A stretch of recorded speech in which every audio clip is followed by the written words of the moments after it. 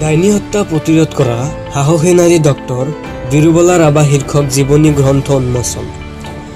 যোৱা 21 জানুৱাৰী দেওবাৰ দিনা মালিগাঁও পুৰণি অনুপমা চিনেমা হলৰ দ্বিতীয় মহলাত থকা মাষ্ট পাঞ্জাবী ধাৱা দৱাৰকে এনক্লাব প্ৰাংগণত বিশিষ্ট লেখিকা সমাজ সেৱিকা আৰু নৃত্যশিল্পী টুটুমণি দেৱী মেধিৰ ধাৰা ৰচিত ডাইনী হত্যা প্ৰতিৰোধ কৰা সাহসী নাৰী ডক্টৰ বিৰুবলা ৰাভা শীৰ্ষক জীৱনীমূলক গ্ৰন্থ এখন উন্মোচন কৰা হয়। গ্ৰন্থখন উন্মোচন কৰে পদ্মশ্ৰী বিৰুবলা ৰাভাই।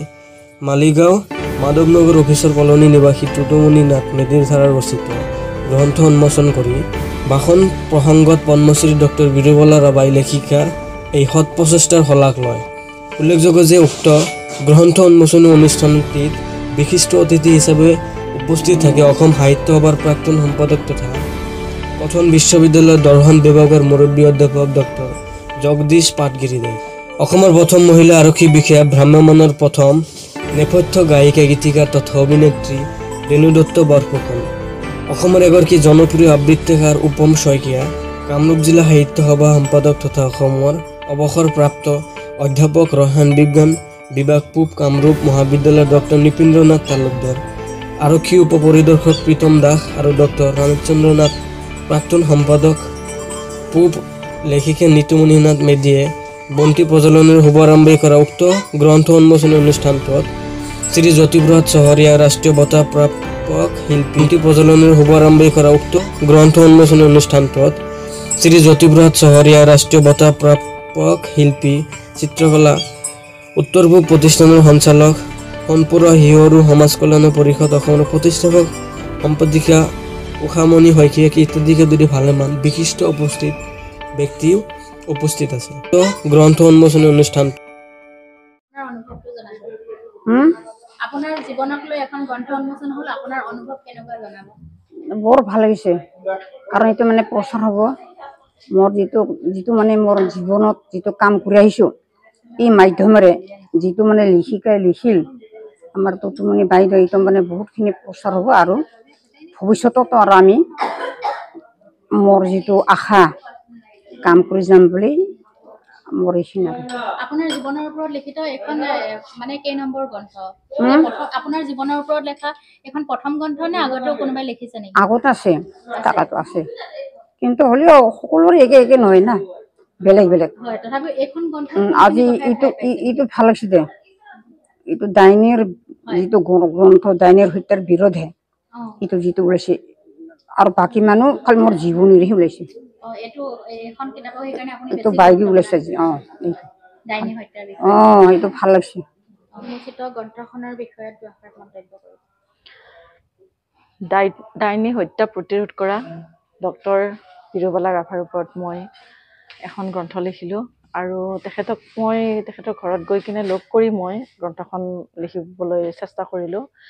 ভাল লাগিলে, যি মানে তেখেতৰ ঘৰ এনেকুৱা পাহাৰুৱা দাঁতিৰ ওপৰত আৰু মানে ধুনীয়া সৰু ৰাস্তাত গৈ মই পাই বাইদেউৰ লগত সকলোখিনি আলোচনা কৰি মানে বাস্তৱ জীৱনৰ ওপৰত আৰু আলোচনা কৰি বাইদেৱে সকলো কথাখিনি মোক ক'লে।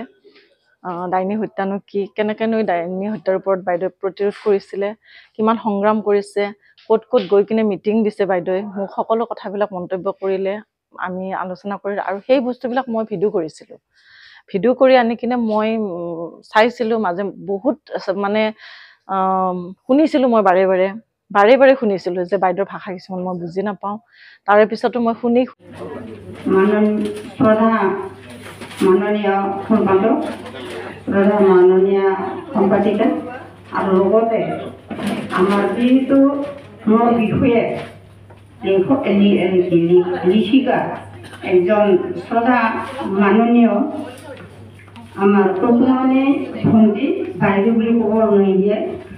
আজি মই এনেকুৱা মোৰ চিনে কালি মই আহিব নাপাম পোৱা কথাটো মানে মোৰ একদম শাৰীৰিক একদম অসুস্থ, সেইকাৰণে মই নোৱাৰা হৈ গৈছোঁ। আজি অলপ ভাল লগা নোৱাৰিলোঁ। গতিকে আৰু ইয়াত উপস্থিত থকা মৰমৰ বাইদেউসকল, মৰমৰ ছাৰ মহোদয়সকল, মই সকলোকে মই মোৰ আন্তৰিক ফালৰ পৰা ধন্যবাদ জনাইছোঁ। আজি ইয়াত উপস্থিত হ'বলৈ পাই মই আনন্দিত, কাৰণ যিহেতু মোৰ জীৱনত যিটো মই সংগ্ৰামী কৰি অহা সকলোৱে জানে যে মানুহক যে জীয়াই যে মাৰে এইটো মই প্ৰতিবাদ কৰিছোঁ। কাৰণ এনে অপবাদত মানুহ এটা ক্ষতি কৰাটো মোৰ মানে চকুৰ আগত মানে সহ্য নহয়। তাৰ কাৰণে মই নিজৰ জীৱনকে বাদ দি পেলাই এই সংগ্ৰামত বহুত মানুহ মই জীয়াই ৰাখিছোঁ। তাৰ কাৰণে মই মানুহৰ বাবে কাম কৰি আহিছোঁ। সকলোৱে এই কাৰণে মোৰ প্ৰতি শ্ৰদ্ধা আৰু মোক মানে গোটেই অসম ভাৰততে জানে আৰু এইটো সন্মান, এই সন্মানটো মই তাৰ পৰাই পাইছোঁ। আৰু আপোনালোকে আজি যি এই অনুষ্ঠানত সন্মানীয় মানে যিটো মানে মোক আগুলি কৰিছে আমাৰ মাননীয়া টুটুমণি ভণ্টিয়ে, আজি এই যে গুৱাহাটীতো 3-4 বাৰ গ'ল, আগত মোৰ ঘৰতো গৈছে। তাৰ কাৰণে মই আজি নথৈ আনন্দিত আৰু মোক ভৱিষ্যতলৈও মানে টুটুমণি ভণ্টি মোক লাগিব। তাৰ কাৰণে মই আজি ইয়াত আহি সুখী। তাৰ কাৰণে মই সকলোকে ইয়াত মোৰ আন্তৰিক ফালৰ পৰা ধন্যবাদ জনালোঁ। জয় হিন্দ।